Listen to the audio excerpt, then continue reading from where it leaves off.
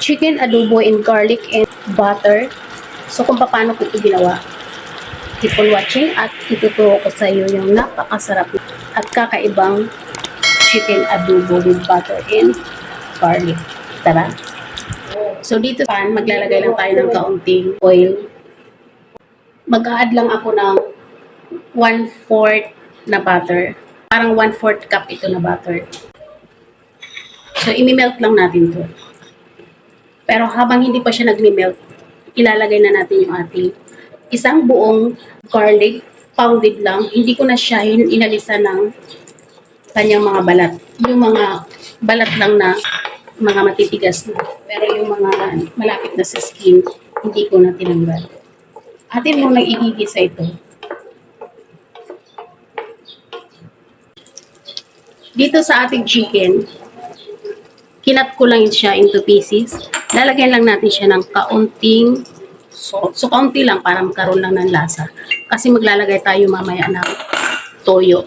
At maglalagay din tayo dito ng kaunti rin lang na black pepper.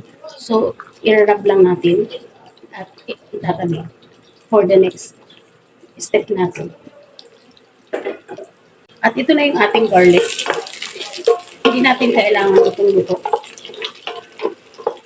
Medyo lumabas lang yung aroma ng garlic. Okay na yun. So, tatanggalin ko na muna ito.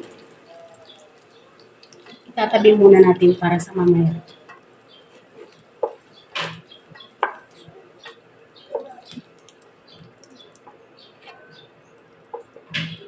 At next, yung ating chicken, ipi-pre-cook muna natin. Pan seared.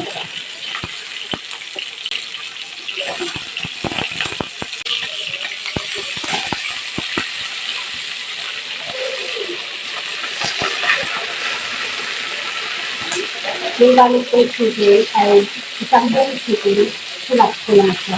Pero kung pwede kayong gumamit ng leg, pwede ng thigh, pwede rin ng lahat ay mabilis lang. Depende sa kung anong gusto nyo part ng chicken.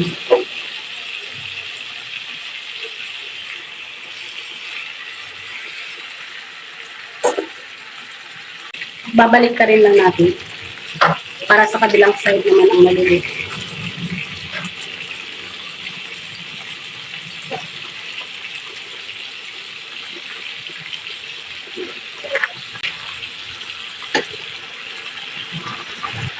Ayan na, nabalik ko na natin lahat. So kapag ganito na, okay na to.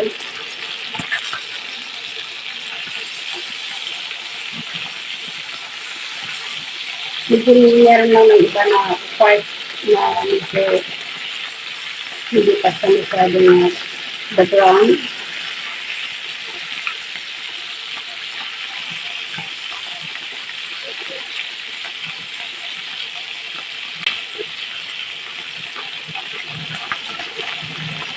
So, okay na to. Ilalagay na natin yung ating soy sauce. 1/4 cup. Haluin muna natin.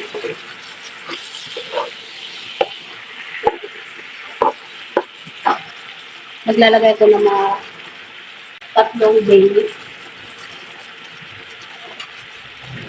Maglalagay lang tayo dito ng 1/4 cup of vinegar. At dahil naglagay tayo vinegar, so naglagay tayo ng vinegar, hindi muna natin hahaluin.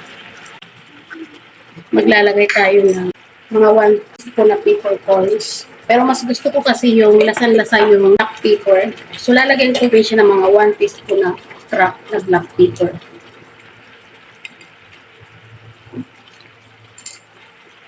At kapag ganyan na nga, kulong-kulo na yung ating chicken, pwede nang haluin.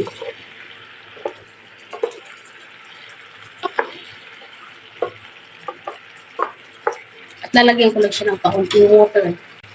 Hindi masyadong marami kasi mamaya pag tinakpan natin, magkakaroon ng water yung ating chicken.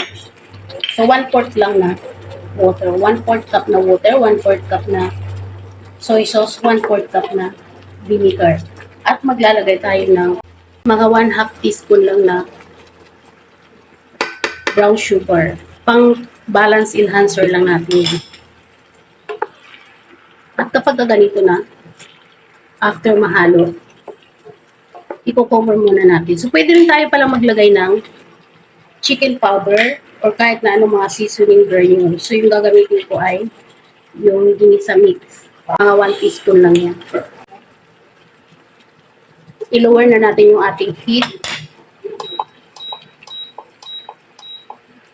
sa pinaka mahinang setting. Ilalagay na natin yung ating at i-cover na natin at magbabalik tayo once na naluto na yung ating. So ito na, kanina hinalo-halo ko na to. Kailangan lang natin babalik-balik na rin para lahat ng part ay malagyan ng kanyang lasa ng sauce. So dito, pagka ganito na, ilalagay na natin yung ating garlic. Hahalo-haloin na natin. Pero hindi ko pa ito tinikman, guys. Titikman natin ngayon.